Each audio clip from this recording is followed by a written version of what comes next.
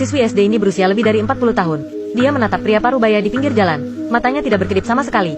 Kemudian mengikuti pria itu ke rumah. Baru saja memasuki rumah dan kalimat pertama yang dikatakan, "Aku istrimu."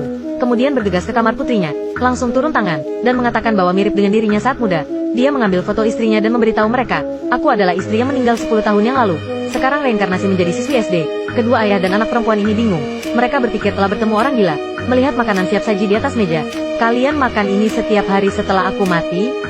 Apakah makanan ini bergizi?" Kemudian bel berbunyi. Siswi SD bergegas pulang.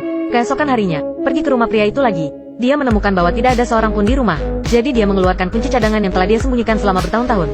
Masuk rumah dengan lancar. Kemudian mengambil uang pribadi yang disimpan seumur hidup. Murid SD melihat album foto pertumbuhan putri mereka dengan senang. Dia menemukan bahwa tidak ada lagi foto setelah kematiannya. Tidak disangka, kematiannya memberikan pukulan besar bagi kedua ayah anak itu. Jadi, dia mengajak pria itu ke tempat biasa mereka. Tetapi sang pria tidak menganggapnya serius. Di dalam basa perjalanan pulang, dia melihat bahwa siswi SD benar-benar ada. Di tempat dia berkencan dengan istrinya dulu, dia mengepalkan tingginya dan memberi isyarat untuk meratakan pria itu. Yang lebih mengejutkan adalah, siswa SD menarik pria untuk membeli ponsel. Mulutnya mengatakan, "Aku adalah istrimu." Semua orang menatap mereka dengan mata aneh. Kemudian ponsel Huawei yang sudah ada di tangan. Scan barcode dan menambah kontak pria itu. Dia membeli ponsel agar setiap pagi bisa mengucapkan selamat pagi dan menyemangatinya. Bersusah payah menunggu sampai hari Minggu. Siswi SD menemui sang pria pagi-pagi sekali. Di bawah perintahnya, halaman yang telah ditinggalkan selama bertahun-tahun dibersihkan dengan baik. Semakin dia memasak, semakin dia terlihat seperti istrinya. Pada saat ini putrinya melihat, bahkan menangis dan membuat masalah untuk mengusir siswi SD. "Keluar kau. Ini adalah tempat ibuku. Mai. Keluar dari sini. Jangan menyentuh barang-barang ibuku." Siswi SD ini bertanya kepada putrinya apakah dia punya pacar. Membuat putrinya malu dan tidak enak menjawab. Dia menyentuh wajah putrinya dengan tangannya. "Senang sekali kau bisa tumbuh dewasa dengan baik." Membuat putrinya ketakutan. Kemudian menemui suami. Menuduhnya pulang kerja sepagi ini. Juga mendorong pria untuk mengangkat kepalanya. Tidak boleh terus seperti ini.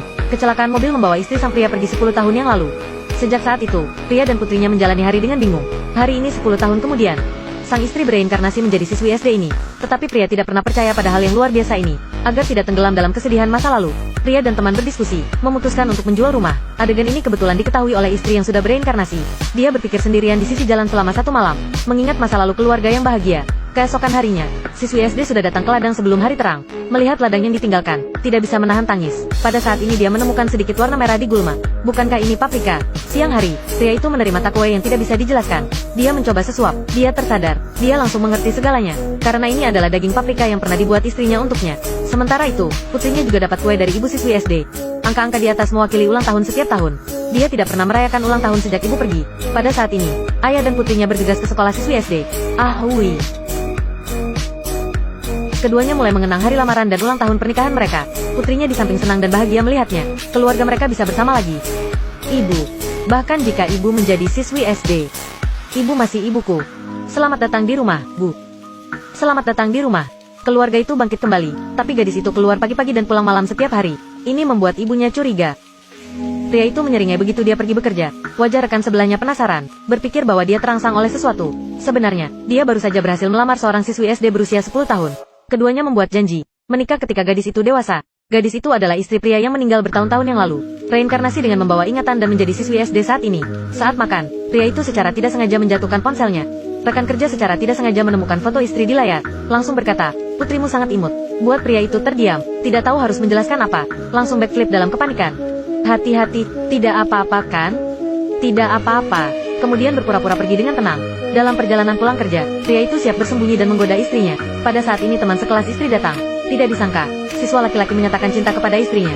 Membuat pria itu jatuh terkejut, lalu berdiri dengan tenang, berpura-pura menjadi kerabat istri, dan mengusir pergi siswa laki-laki. Saat pulang ke rumah, gadis itu diikuti oleh orang misterius. Dia yang pintar langsung bersembunyi, menangkap pria misterius itu. Ketika gadis itu naik, dia memanggil saudaranya. Wajah pria itu kebingungan. Dia mengatakan kepada adiknya, dia adalah kakak yang meninggal 10 tahun yang lalu. Sekarang reinkarnasi dan bahkan memiliki ingatan sebelumnya. Adik laki-laki itu berkata dengan wajah tidak percaya, "Pasti terlalu banyak membaca komik." Sementara itu, suami datang untuk bersaksi. Adik laki-laki tidak percaya, juga mengatakan bahwa mereka adalah sekelompok orang bodoh. Ada uang cadangan ini, lebih bagus diberikan padanya. Gadis itu langsung tidak senang saat itu, menuduh adiknya apakah berutang di luar lagi. Langsung mengulurkan tangan untuk mendidiknya. Adik laki-laki itu berteriak, sulit untuk melarikan diri dari tangan gadis itu. Saat pelarian, mau tidak mau mengingat cara kakak mendidiknya. Perasaan akrab ini membuatnya mulai ragu bahwa itu benar-benar kakaknya. Di waktu luang, keduanya bersiap untuk kencan yang telah lama hilang. Di saat kencan, rekan yang naksir pria itu menemukan mereka. Lebih kebetulan lagi, gadis itu adalah yang ada di layar ponsel. Kolega bertanya dengan keraguan. Pria itu terdiam untuk waktu yang lama. saat bersiap untuk mengatakan yang sebenarnya, langsung ditendang oleh gadis itu. Ekspresi gadis itu tidak berubah dan menjelaskan. Dia keponakan si pria, ingin pergi menonton bersama, lalu pergi dengan panik. Pak Shinjima, bioskopnya ada di sana. Kau benar-benar pemberani. Keduanya berpura-pura tenang dan berjalan ke arah bioskop. Tiba di bioskop, berpikir tidak ada masalah dan bersiap untuk pergi. Tidak disangka rekan-rekan menatap mereka di luar. Gadis itu hanya bisa meminta pria itu untuk bergegas membeli tiket. Barulah rekan yang di depan pintu itu pergi. Kemudian kedua orang tua lewat dan berkata sambil tersenyum. Senang bisa menonton film bersama ayah. Hati sang pria tiba-tiba sulit dijelaskan. Juga mulai merasa bahwa ada kesenjangan besar antara keduanya. Gadis kecil itu membuat nasi kotak untuk suaminya dan diketahui oleh ibunya. Sekolah pada dasarnya punya kantin. Mengapa membawa kotak makan siang? Hal ini membuat wajah sang ibu penasaran. Setelah pulang dari sekolah, sang ibu memarahi gadis itu. Apa yang kau rahasiakan dariku? Gadis itu dengan tenang menemukan alasan. Mengatakan bahwa itu adalah pekerjaan rumah. Setelah gadis itu diawasi oleh ibunya, tidak berani mengirim makan siang ke suami lagi. Bahkan pria itu mengirim puluhan pesan dan tidak berani membalas. Pria itu berpikir bahwa sesuatu terjadi pada istrinya. Keadaannya sangat membuat frustrasi. Rekan-rekan mengira dia menderita skizofrenia. Masih ceria beberapa waktu lalu. Sekarang cemberut. Siang hari, sang istri akhirnya membaca pesannya. Pria bahagia seperti anak kecil, sibuk mencari peluang untuk menelepon istri. Ini mungkin yang dimaksud sehari tidak berjumpa seperti setahun.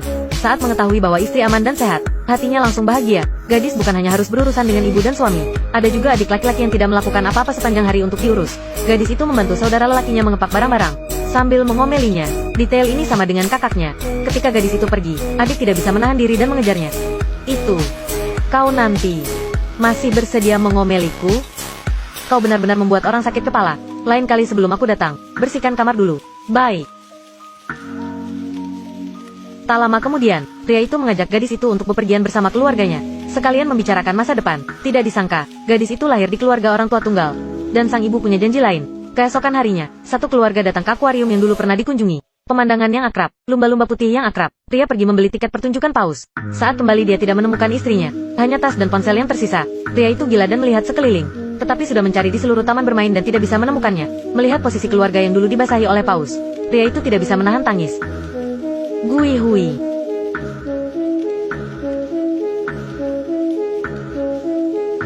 Benar-benar, jangan berteriak, oke?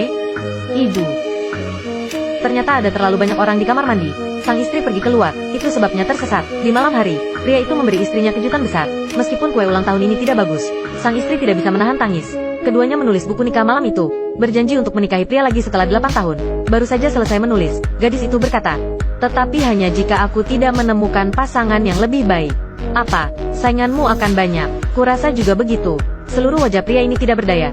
Saat malam, pria mengirim gadis itu pulang. Tidak disangka, hal ini dilihat oleh ibu gadis itu.